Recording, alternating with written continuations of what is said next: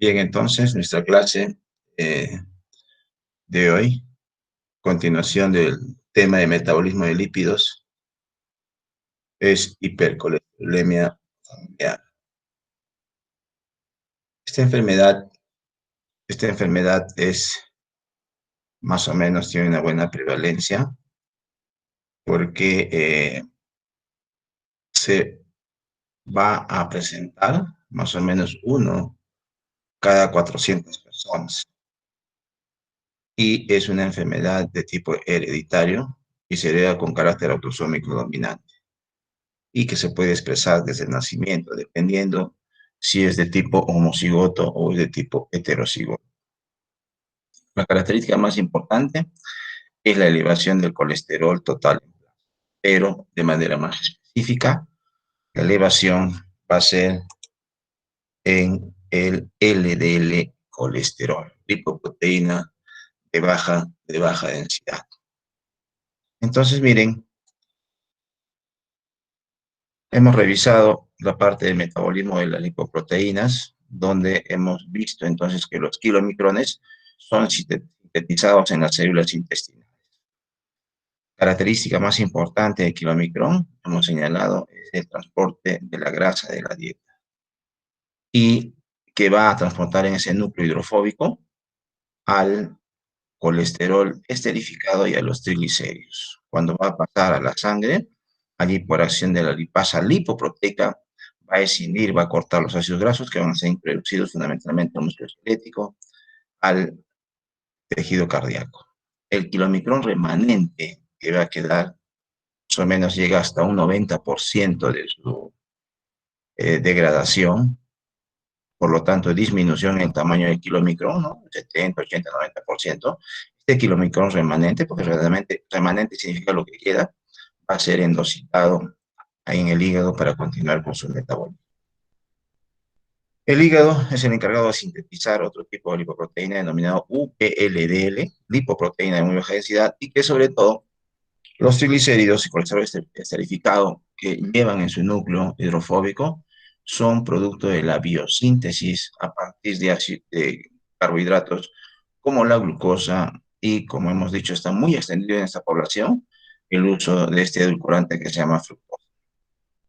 VLDL va a pasar a la sangre y allí otra vez por acción de la lipasa lipoproteica va a hidrolizar los triglicéridos, ingresando entonces estos ácidos grasos al músculo esquelético y al músculo cardíaco para que sean utilizados como fuente de energía. Va a ser reducido en un intermediario que es IDL, luego inmediatamente en LDL, lipoproteína de baja densidad. Con la presencia de los receptores para LDL, esto va a ser intoxicado y va a continuar con su metabolismo. En la hipercolesterolemia familiar, hay disminución de los receptores. En el caso de los heterocigotos se estima que es más o menos un 50%. En los homocigotes no existen estos receptores. Estamos mostrando aquí a un heterocigoto, el caso del paciente que hemos revisado el día de ayer, donde hay una disminución, ¿no? Una disminución de los receptores, y que esto ha sido demostrado por dos premios Nobel, Goldstein y Brown, donde ha demostrado de manera clara entonces esta deficiencia de receptores que están presentes en los fibroblastos, pero obviamente también presentes o ausentes o deficientes en las células hepáticas. Pero esta deficiencia entonces va a hacer que los LDL no puedan ingresar a la célula hepática.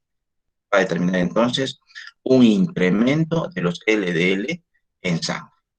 Esto puede ir presentándose desde una edad temprana. De repente no va a haber manifestaciones, ¿no? En algún caso sí.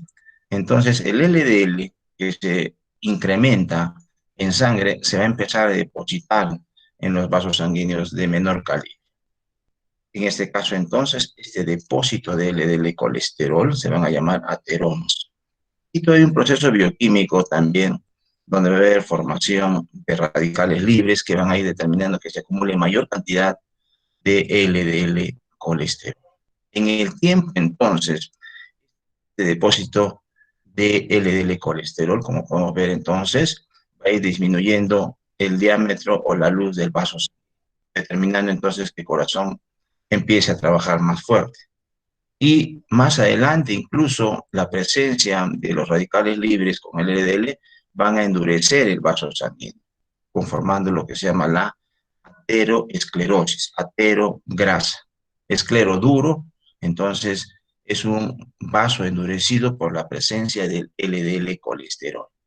Entonces, la secuencia de eventos es primero, entonces, deficiencia de receptores. Segundo, elevación de LDL colesterol. Tercero, el depósito de LDL en los vasos sanguíneos, ateromas. Cuarto, endurecimiento del vaso, aterosclerosis. Y finalmente, obviamente, en el tiempo, esto va a determinar el paro o infarto al miocardio, producto del depósito de LDL colesterol. En esta vista podemos notar entonces cómo se va a ir depositando la gran cantidad de grasa en el vaso sanguíneo.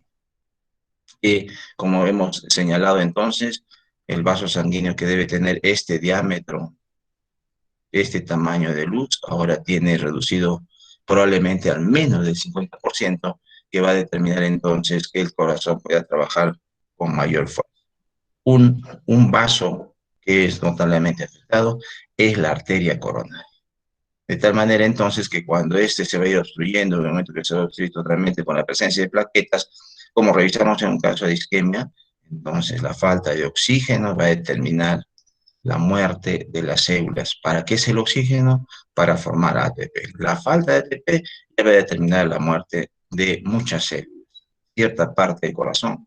Y como vimos ahí, ya el ingreso excesivo posterior cuando se apertura el vaso por reperfusión, o sea, un flujo fuerte de sangre excesivo, va a determinar entonces también mayor cantidad de isquemia. Ahí va a estar el gran problema entonces, después de que hubo una isquemia y luego la reperfusión, va a determinar mayor muerte de mayor cantidad de células. Eso va a ser más dañino, como hemos visto entonces, cuando ocurra reperfusión. Esa es la secuencia de eventos que hemos señalado entonces en la hipercolesterolemia familiar. Primero, la deficiencia de receptores para LDL, elevación del LDL colesterol en sangre, el depósito de LDL colesterol en los vasos sanguíneos, ateromas, endurecimiento de los vasos sanguíneos por radicales libres, la aterosclerosis y obviamente el infarto al corazón. El colesterol que estamos señalando que es el causante del infarto, en este caso, debido a la hipercolesterolemia, en este caso de tipo hereditario, es necesario, se necesita, sí se necesita. ¿Cuál es el problema? Primero, tener una alteración genética, como hemos visto para receptores para LDL, ¿no? Porque todas las personas que sufren de hipercolesterolemia, al final, o consumen grasa saturada, podrán tener infarto.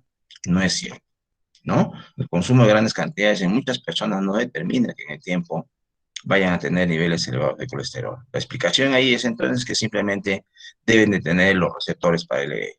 En algún caso, probablemente por cuestiones genéticas, pueda hacer hipercolesterolemia, como hemos visto el día de ayer. Y en otros incluso hay un tipo que se llama hipercolesterolemia de tipo alimentario, donde sí hay la cantidad de receptores, pero tanto consumo de grasa saturada o si no alimentos que contiene colesterol, sobre todo colesterol esterificado, al final entonces en el tiempo las personas pueden hacer también hipercolesterolemia de tipo alimentario. El colesterol entonces, como hemos señalado, sí se necesita para muchas funciones que va a cumplir. Primero entonces porque forma parte de las membranas celulares. Y en la membrana celular le va a dar algo de rigidez. Es decir, la rigidez que tiene la membrana celular es gracias al colesterol. También entonces en el hígado, el colesterol va a servir para la síntesis de ácidos biliares. Son los principales componentes de la bilis. Y como ustedes ya recuerdan y conocen, la bilis es el principal entonces, o el único, la única sustancia emulsificante a nivel del intestino para que se puedan digerir de manera adecuada las grasas. En la piel, el colesterol, miren, el colesterol va a ser transformado en 7-hidrocolesterol, que va a ser provitamina D. Y al final, entonces, la provitamina D, por acción de la luz, se va a convertir en vinagre. Entonces, tenemos que tener en cuenta que si en la piel no hay colesterol, no va a haber síntesis de vitamina D. Lo que hace la luz, como ustedes vieron en ese capítulo, es escindir un enlace para convertir el 7-hidrocolesterol en vitamina D3. En la corteza adrenal, en las glándulas sexuales y femeninas, este colesterol, como vamos a ver en la parte final, va a servir para la síntesis de hormonas esteroideas. Y entonces el colesterol sí se necesita. El problema es entonces que haya presencia de altos niveles de colesterol en sangre o en los tejidos. Si es que hay exceso entonces de precursores para la síntesis, o si se necesita, va a sintetizarse el colesterol, que tiene tres eventos para esta síntesis. Pero ¿dónde va a ocurrir fundamentalmente? Porque ahí va a llegar los precursores, ¿no es cierto? Como la fructosa, como estamos viendo, y la glucosa, que van a formar, ya hemos visto, acetilcoenzima A. El lugar de mayor síntesis es el hígado.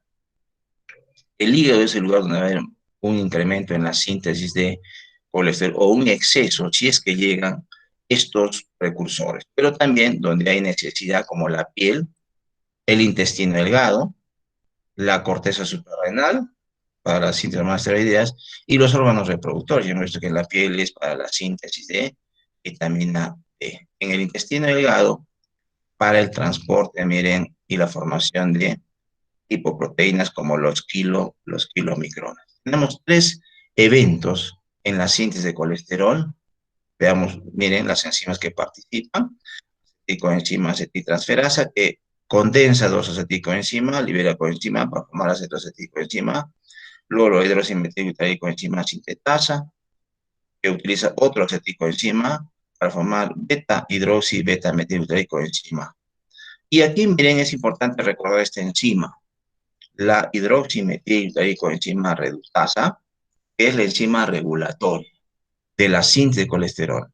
Cuando se ha señalado entonces los procesos de regulación que tienen las enzimas para que funcione una vía y no otra, por ejemplo, si funciona la síntesis, en este caso de colesterol, o si no, en el caso, como hemos visto, de la síntesis de grasos, o funciona la síntesis o funciona la degradación. ¿Cuál es el primer nivel de regulación? A nivel hormonal. Sí se ha señalado. El primer lugar de regulación de los procesos del metabolismo, de las reacciones metabólicas de síntesis o degradación, es a nivel hormonal. ¿Quién regula hormonalmente a esta enzima? La insulina.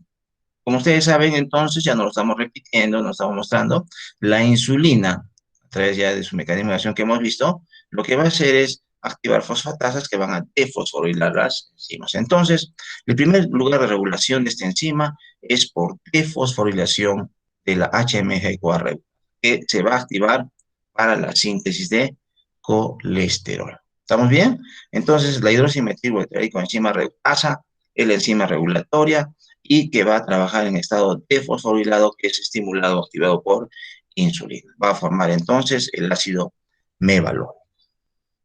Además, vayamos viendo que hay necesidad aquí de ácido pantoténico, que es la coenzima A, y este poder reductor, que es, como ustedes bien saben, se sintetiza en la vía del fosfogluconato, el NADP reducido. Y aquí, miren, para no confundirnos mucho, que hemos puesto solamente en palabras después del ácido mevalónico. Este es el segundo bloque de reacciones para formar farnesilfirofosfato, un intermediario de 15 carbonos. Pero lo que más importante que quiero que revisen, por favor, aquí, es que se está necesitando. Vean ustedes entonces ATP. En todos los procesos de biosíntesis se necesita mucha energía, como pueden entonces ver en este ciclo de reacción, ¿verdad? Miren, ATP, ATP, ATP. De igual forma, entonces, en el caso anterior, poder reductor en forma de NADP. Eso es lo que queremos que recuerden, por favor, de este proceso de biosíntesis. Y finalmente, en el último bloque de reacciones, una vez que se ha formado el farnesylfosfato de 15, se va a juntar con otro para formar uno de 30, va a ir ya, miren, a conformarse el primer intermediario que es de tipo cíclico, que es el anosterol, para que a través de una serie de reacciones se vaya a convertir esto en el colesterol, que va a tener en total 27 carbonos. Haciendo el resumen, entonces, de esta síntesis de colesterol, hemos dicho que tiene una enzima regulatoria, que es la hidroximetilcoenzima reductasa, necesita ATP, como hemos visto, en 3 reacciones, y aquí en el primer bloque y en estas reacciones también se va a necesitar, miren, NADP reducido. Entonces, para darle aplicación a la síntesis de colesterol, como vimos, para la síntesis de ácidos grasos, la síntesis de triglicéridos y ahora la síntesis de colesterol, si este colesterol se sintetiza, pero no se necesita, entonces se va a gastar también mucha energía, ¿no es cierto? Y NADPH2. Se está gastando entonces por uso. Si se necesita, creo que ahí no hay problema. Parece que en general no se necesita porque la dieta proporciona la suficiente cantidad de colesterol. Por lo tanto, no se debe sintetizar. Pero si es que hay los precursores que van a dar origen, como hemos señalado, aceticoenzima, que es la fructosa y la glucosa, entonces va a haber la síntesis de colesterol, gastando entonces por gusto esta energía y el NADP reducido. Por eso, miren, cuando ocurre la síntesis de colesterol, como hemos señalado, esta enzima regulatoria, hidroximetilcoenzima reductasa, miren, puede ser regulado también por el colesterol de la dieta, que la va a inhibir para que no se sintetice. Entonces, ese es el segundo nivel, los efectores alostéricos, que en este caso tendría que ser el colesterol, o cuando ya se ha sintetizado lo suficiente para que pueda inhibir a la enzima. Del mismo modo, miren, como revisamos en el caso del día de ayer, para las personas que sufren de hipercolesterolemia, se suele utilizar entonces medicamentos que en forma genérica se llaman estatinas, que van a disminuir la síntesis de colesterol o van a disminuir en buena cuenta los niveles de colesterol en sangre. En el caso, por ejemplo, atorvastatina, que se utiliza bastante en nuestro sistema de salud.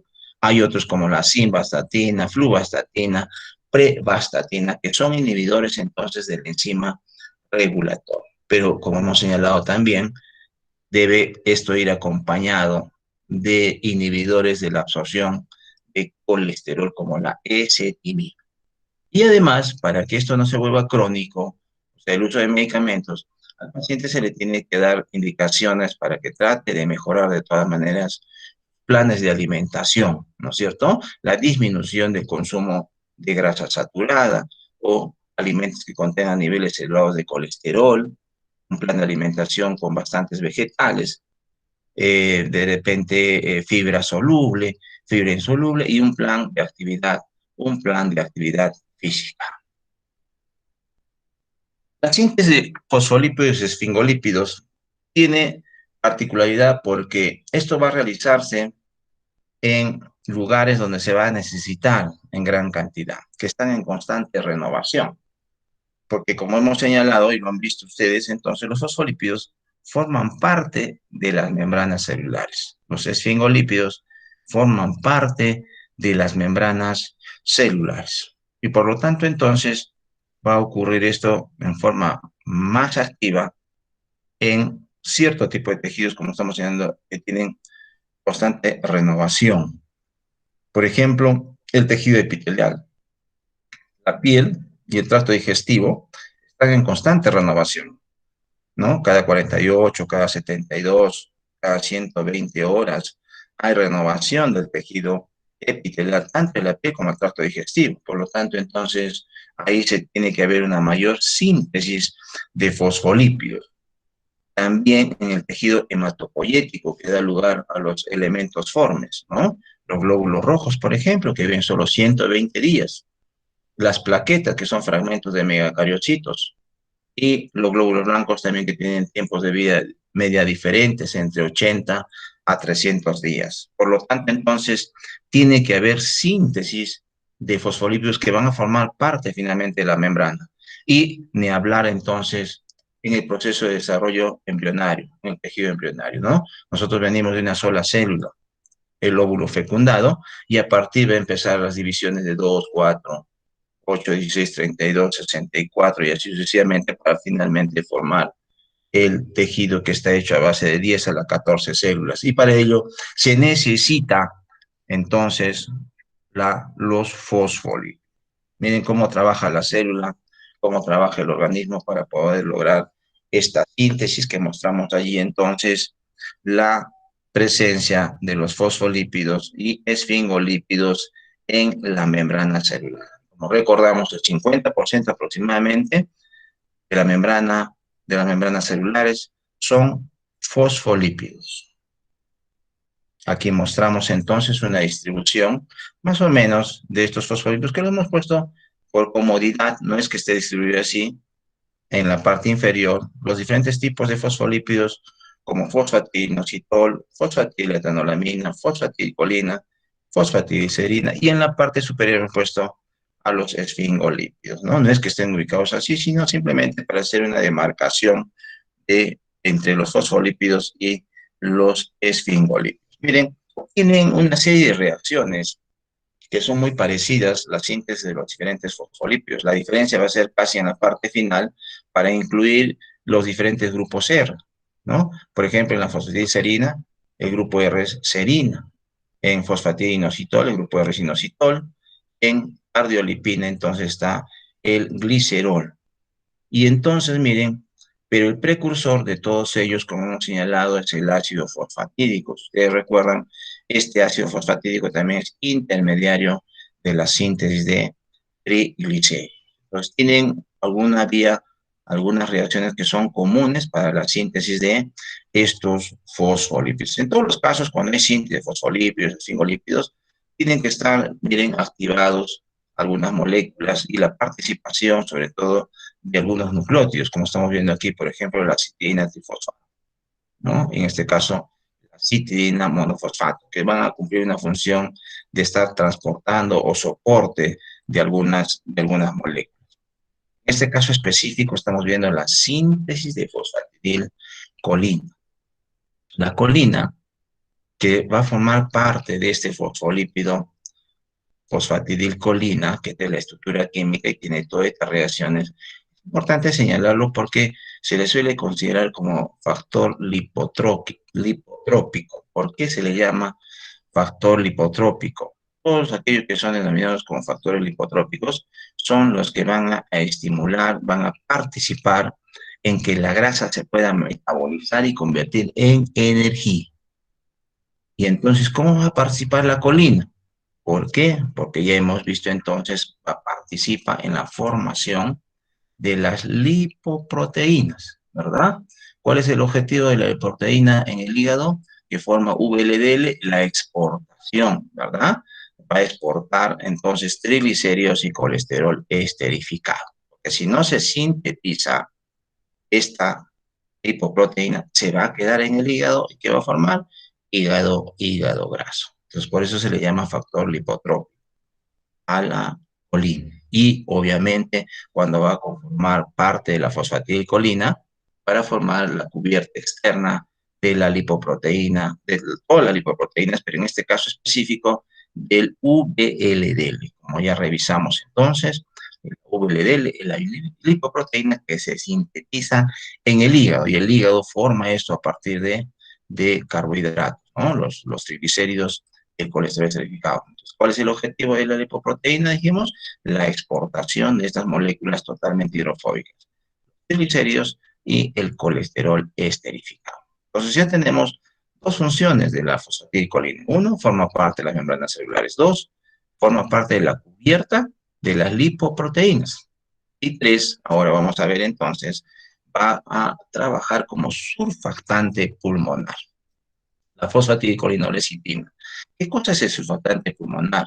Está conformado, miren, por una serie de moléculas que son también fosfolípidos, pero el componente más importante es la fosfatidilcolina. Es una monocapa de fosfolípidos, sobre todo fosfatidilcolina, que están entonces recubriendo al alveolo pulmonar. Esto estamos mostrando en color azul, ¿sí? Que va a participar entonces en impedir que cuando ocurra el proceso de expiración, como vemos aquí, miren, el alveolo se reduce de tamaño porque se elimina el aire. Esto ocurre en el proceso de expiración.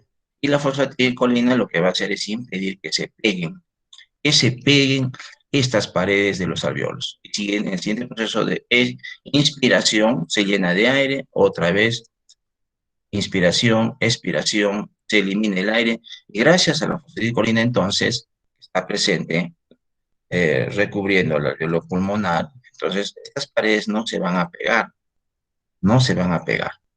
Entonces, en situaciones en las cuales no se produzca de forma adecuada o no se produzca fosfatidilcolina, estas paredes se van a pegar del alveolo pulmonar, determinando entonces el colapso, que va a conducir a la persona a insuficiencia respiratoria. ¿Quiénes pueden sufrir de esta insuficiencia respiratoria en la cual se puede pegar la membrana del alveolo pulmonar? Los pacientes que nacen de manera prematura van a sintetizar menor cantidad, por la falta de desarrollo que ha habido, menor cantidad de lecitina. Y esta alteración o patología se le denomina membrana hialina.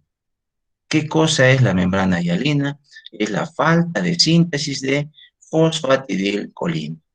A propósito, entonces, la fosfatidilcolina va a ser sintetizado por un tipo de célula que está conformando parte de las células alveolares, el neumocito tipo 2. Entonces, ellos, como no han terminado de desarrollarse, no sintetizan la suficiente cantidad. Obviamente, eso va a depender del desarrollo que ha alcanzado el feto. Mientras más temprano, menos síntesis de lecitina y mayor gravedad, entonces, de la membrana ya en algún grado de hialina por la falta de síntesis de fosfatidilcolina. ¿Qué se hace entonces en estas circunstancias? Si el bebé va a nacer de manera prematuro o va a haber un parto prematuro, entonces se hace la administración temprana de la lecitina a la mamá. Y apenas nace el bebé, también se hace la administración. ¿Sí? Ellos entonces pueden padecer de membrana hialina, los recién nacidos prematuros. Y más, los pacientes que sufren de asma. Por la propia naturaleza, la reacción alérgica que hay, van perdiendo esta lecitina. Y también, obviamente, en el tratamiento va a incluir la fosfatidilcolina, que es todo un grupo de medicamentos que utilizan los pacientes con asma, ¿no? Vasodilatadores, como vamos a ver, y también, en este caso, entonces, la lecitina como surfactante pulmonar. Cuando se pega el alveolo, se denomina atelectasia, ¿ah? Atelectasia, colapso alveolar.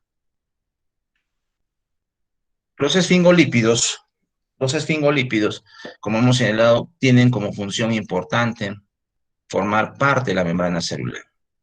Y en algunos de los casos que se llaman gangliósidos, se ha visto que forman parte inicialmente de las células ganglionares, como también la mielina, componentes importantes de las células nerviosas. Sin embargo, estos los descubrimientos que se han hecho inicialmente, sin embargo, se ha encontrado que están presentes en todas las membranas celulares. Y lo otro, la segunda función que sería muy importante, es que en el tiempo se ha encontrado que también son receptores de agentes tóxicos. Hasta hace más o menos 20 años se sabía que todos los receptores eran de naturaleza proteica, eran proteínas, sean de membrana o intracelulares. Pero en el tiempo se ha encontrado entonces que estos pueden actuar como receptores, sobre todo de agentes tóxicos, es decir, toxinas que son producidas por bacterias y virus, como vamos a ver, por ejemplo, el caso de la toxina del cólera, que tiene como receptor a un esfingolípido y otras bacterias. Y tenemos entonces los mecanismos de síntesis de esfingosina, que precursores son el ácido palmítico activado, palmitoicoenzima, y serina, un aminoácido. Es esta serie de reacciones donde participa de una sintetasa, una reductasa y una flavoproteína, se va a formar el esqueleto que se llama esfingosina.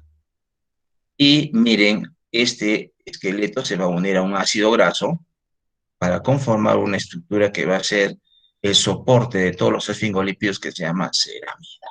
Estamos mostrando entonces aquí la cadena hidrocarbonada, que representaría esta de aquí, y la otra que puede ser en todo caso un ácido graso insaturado. Normalmente, generalmente suele ser que las cadenas de ácidos grasos, uno es ácido graso saturado y el otro es insaturado, para que se puedan unir de manera adecuada y formar la membrana celular. Los tipos entonces de esfingolípidos que hay son la esfingomielina, los cerebrócidos, los globócidos y los gangliosios. Esta la diferencia, miren, entre ellos en la unión del grupo R que va a ocurrir en este grupo OH de este carbono número 1.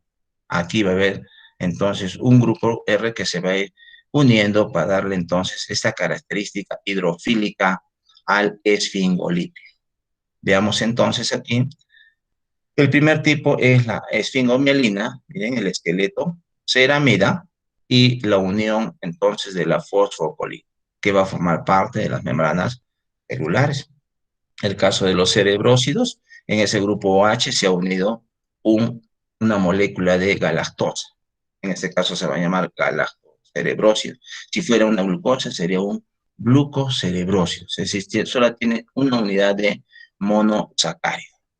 En otros casos, por ejemplo, en los gangliosidos, se van a unir varias unidades, de ahí la denominación de gangliosidos. Como visto entonces, son también componentes de membranas celulares y sobre todo pueden actuar como receptores de toxinas como el cólera, la difteria, el tétano y también del virus de la influenza. Incluso, miren, hemos leído un artículo de investigación sobre el SARS-CoV-2, que ya se sabe que es un receptor a la enzima de convertidora de angiotensina, pero se ha encontrado que tiene un correceptor que es de tipo gangliósido, es decir, que le va a ayudar para que el virus al final pueda ingresar a la célula para provocar ya los daños que conocemos ampliamente a nivel sistémico. Es decir, tiene un receptor proteico y tiene un receptor de tipo gangliósido para que pueda ingresar el virus. Con eso se está demostrando más aún entonces que los gangliósidos actúan como receptores de toxinas de bacterias y virus. Y la pregunta es entonces,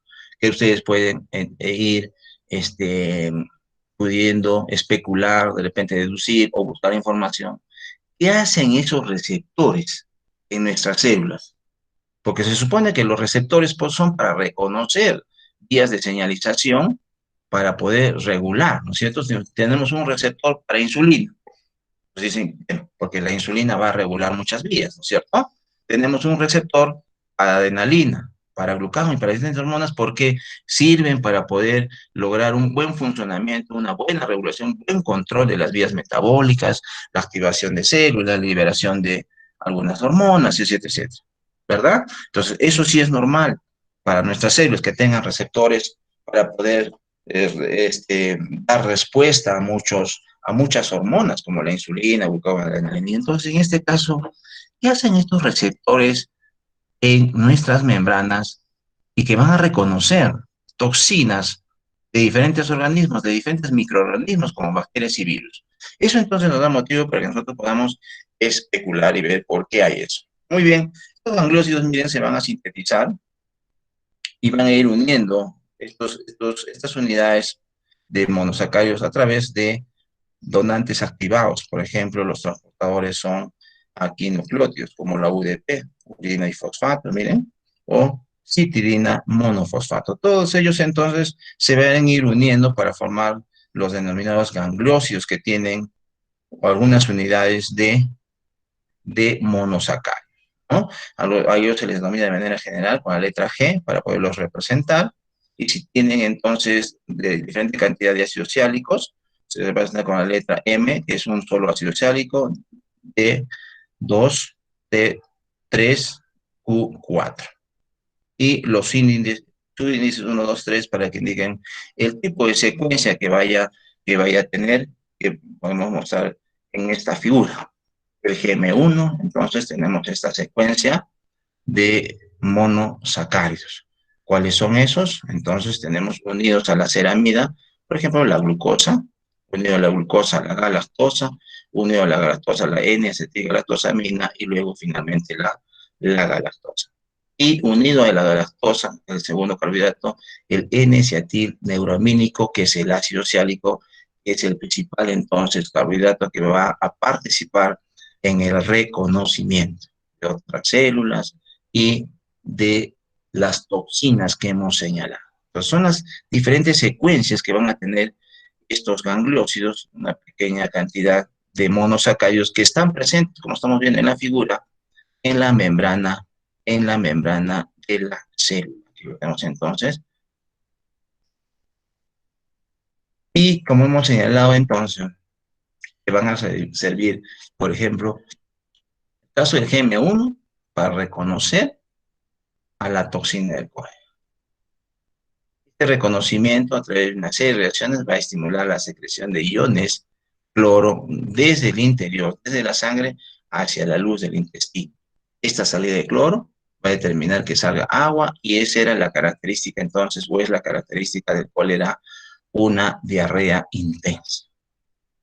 También se han visto y se han encontrado, por ejemplo, que son receptores a otros agentes tóxicos como la toxina del tétano, de la influenza, de la difteria, que ahora ya se han presentado nuevos casos en el Perú. Entonces ya sabemos que estos receptores para toxinas que presentan bacterias y virus son de tipo gangliósido.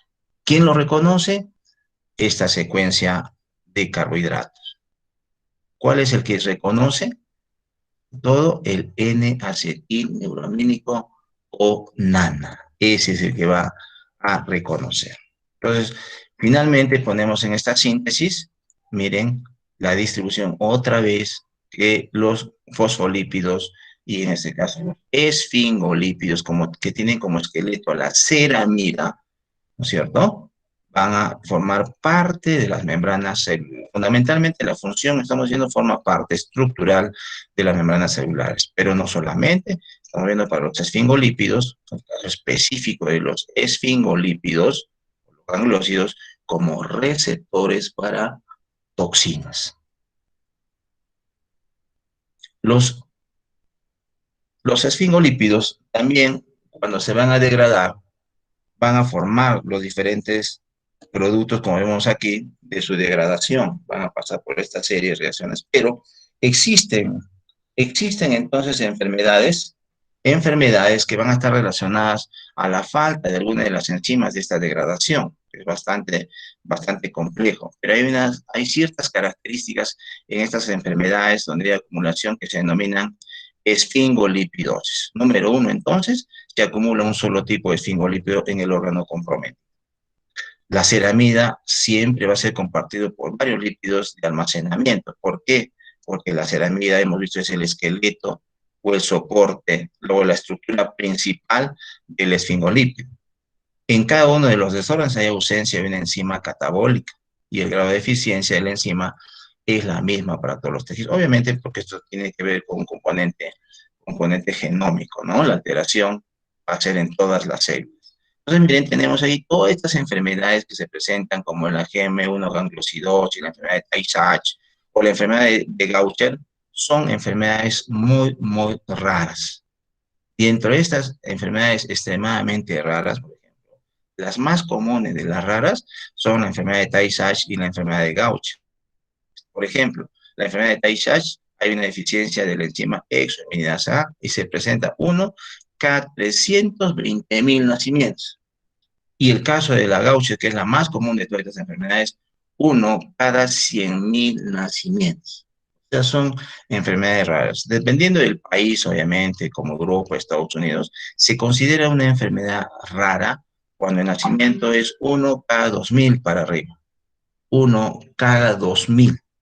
Y entonces se van a presentar de esta forma estas enfermedades, ¿no? Entonces estamos en la más común de estas enfermedades raras es la enfermedad de Gaucher, donde va a haber una deficiencia de la enzima glucocerebrosidasa y donde se va a acumular entonces el glucocerebrosis. ¿Cuáles son las características de estos pacientes? Hepatoesplenomegalia, incremento de hígado y vaso, erosión de la pelvis y huesos largos, retardo mental en las formas infantiles.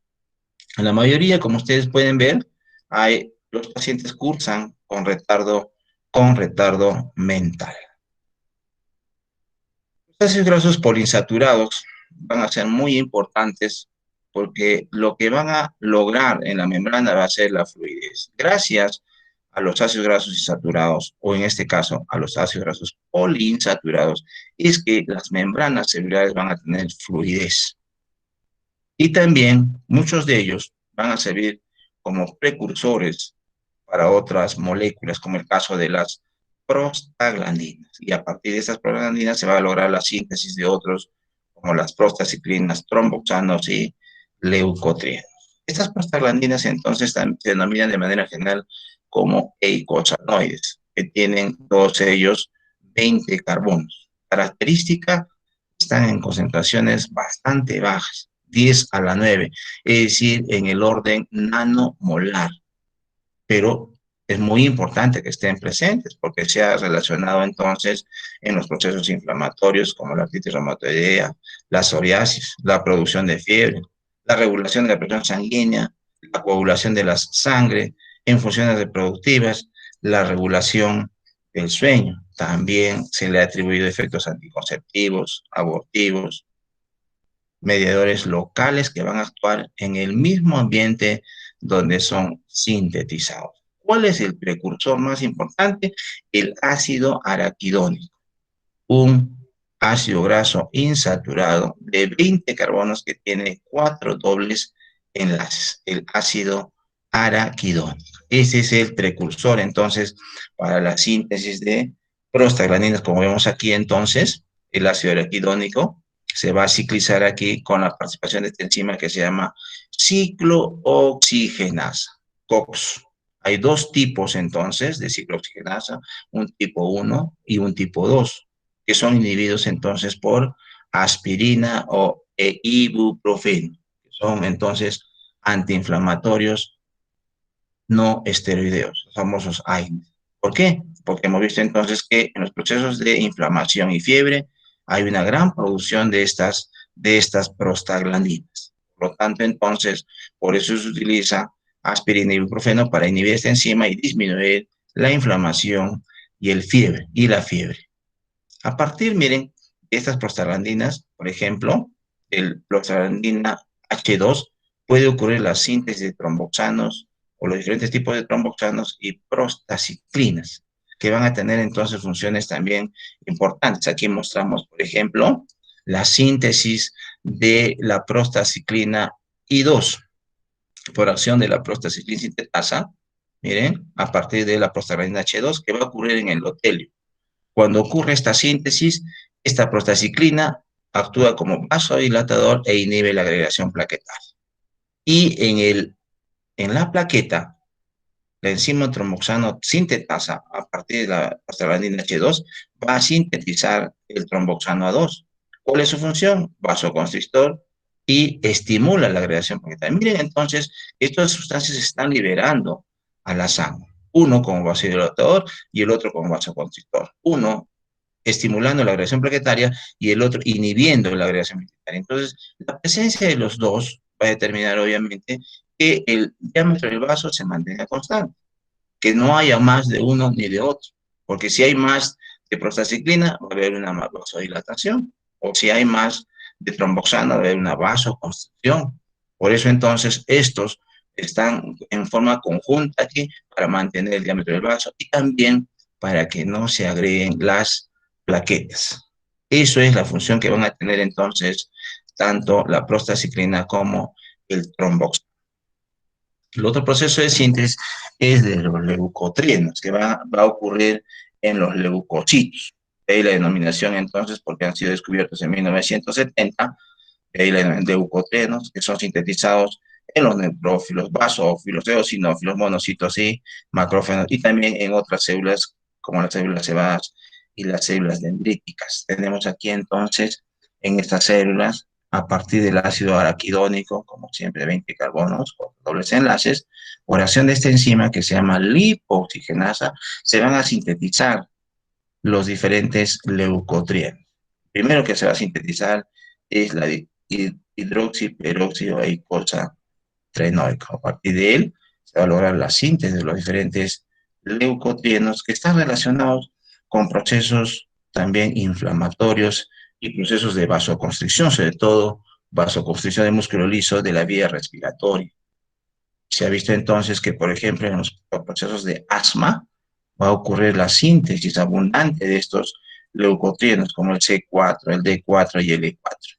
Por eso entonces en el tratamiento también del asma se utiliza este medicamento que se llama Xileuton, que inhibe a esta enzima que se llama lipooxigenasa, para impedir en general la síntesis de leucotrienos relacionados entonces a procesos sobre todo inflamatorios y de vasoconstricción.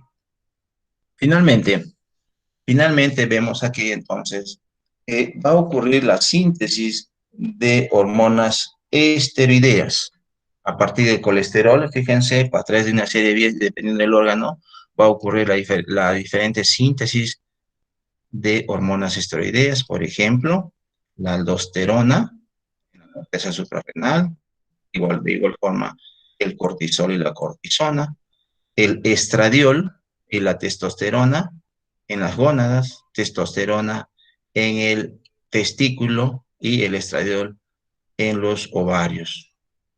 Y también nos falta la progesterona que va a ser sintetizada también en los ovarios, ¿no? En el cuerpo lúteo. Aquí tenemos un resumen entonces de todos ellos para ver dónde son sintetizados las diferentes hormonas esteroideas, las más importantes entonces, dentro de los progestágenos, la progesterona en los ovarios, en el cuerpo lúteo, los estrógenos como el estradiol en los ovarios, tejido adiposo y piel, los andrógenos como la testosterona en el testículo, los glucocorticoides, cortisol y corticosterona en las glándulas adrenales, y dentro de los mineralocorticoides que participan en la regulación del sodio, en la eliminación del sodio, la aldosterona en la corteza suprarrenal.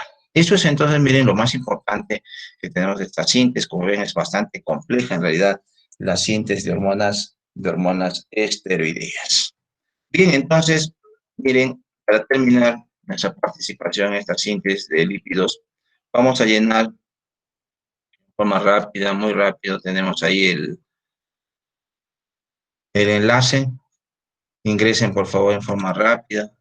Llenen sus apellidos y tenemos ahí 5 actividades en estos pocos minutos.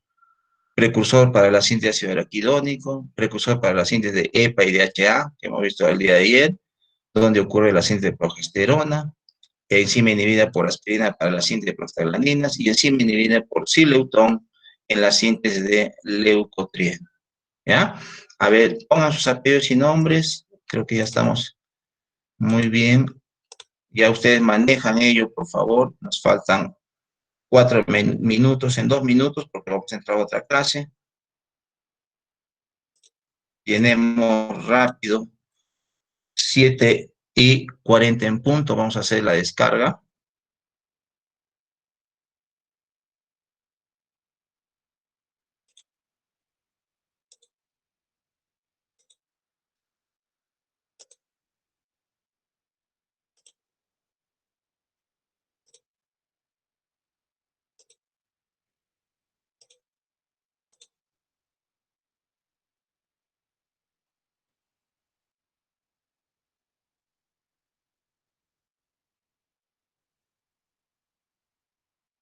Vean sus nombres, por favor. Ahí están, entonces, en las diferentes páginas, como pueden ver. Elijan cualquiera de las páginas. Siguientes páginas, entonces. Bueno, la primera página no tiene a nadie. Pongan rápido, por favor, sus apellidos y está bastante sencillo. Entonces, ¿cuál es el precursor? Doble clic en el cuadro de texto, apellido, y con una sola palabra creo que se puede llenar cualquiera de ellos. Es bastante sintético. No, no rayen, por favor, señorita. No nos raye la pizarra. Porque ha borrado todo, Diana Carolina Montes. ¿Qué ha pasado? Ha sido la última página. ¿Qué nos ha borrado? ¿Qué ha pasado? No borren, por favor, no van a borrar. No borré nada, dice Diana Carolina. ¿Y quién ha borrado la primera página? Pero felizmente no había nada, ¿no? Bien, lo han borrado. Ya, no borren, por favor, ¿ya? Ya se va a cerrar entonces, por favor, 7:40 en punto. Vamos a salir ya detengo la grabación.